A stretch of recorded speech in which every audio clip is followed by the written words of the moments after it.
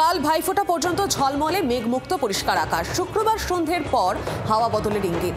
জেলায় জেলায় আংশিক মেঘলা আকাশ, উপকূল এবং সংলগ্ন জেলায় বৃষ্টির পূর্বাভাস। উত্তর ও দক্ষিণ চব্বিশ পরগনা, পূর্ব পশ্চিম মেদিনীপুর, ঝাড়গ্রামে বজ্রবিদ্যুৎ সহ মাঝারি বৃষ্টির সম্ভাবনা থাকছে। এদিকে শনিবার বৃষ্টির পরিমাণ বাড়বে। হালকা মাঝারি বৃষ্টিতে ভিজতে পারে কলকাতা। সোমবার দক্ষিণের সব জেলাতেই বিক্ষিপ্ত থেকে হালকা মাঝারি বৃষ্টির পূর্বাভাস আবহাওয়া দপ্তরের। আর এদিকে উত্তরবঙ্গে ফের বৃষ্টি ফিরছে। শুক্রবার দার্জিলিং, কালিম্পংয়ে বৃষ্টির পূর্বাভাস থাকছে। শনিবার এর সঙ্গে যুক্ত হবে জলপাইগুড়িও।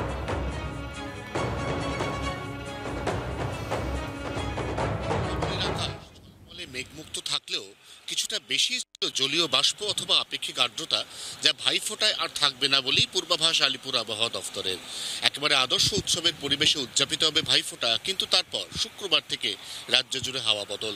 শুক্র, শনি, রবি, সোম রাজ্যের উত্তর থেকে দক্ষিণ সর্বত্রই বিক্ষিপ্তভাবে হালকা মাঝারি বৃষ্টি, কোনো কোনো জেলায় বৃষ্টির সঙ্গে দমকা ঝোড়ো হাওয়া এবং অতিরিক্ত বজ্রপাতের সতর্কতা।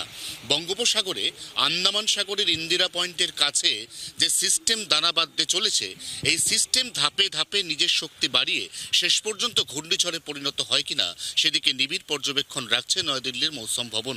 যদি ঘূর্ণিঝড় হয় তাহলে এটি সম্ভাব্য ল্যান্ডফল হতে চলেছে অন্ধ্র উপকূলে, যার প্রভাব পড়তে চলেছে এই বাংলার উপকূলের জেলায়, এমনটাই এখনো পর্যন্ত পূর্বাভাস।